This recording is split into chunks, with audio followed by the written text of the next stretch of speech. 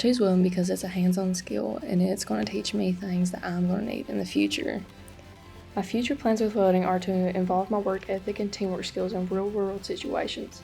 Being in welding teaches me these things that are going to be helpful when I'm older. I am Peyton Harold, and with CTE, I will be a certified welder.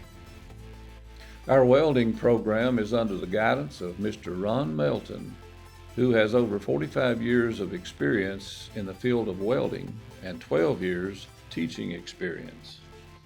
Students at the Lester County Area Technology Center in our welding program will have the opportunity to become an active member in Skills USA while embarking on a hands-on learning curriculum designed to help our students receive Kentucky DOT 3G and 4G certifications while accumulating dual credit courses through Hazard Community and Technical colleges.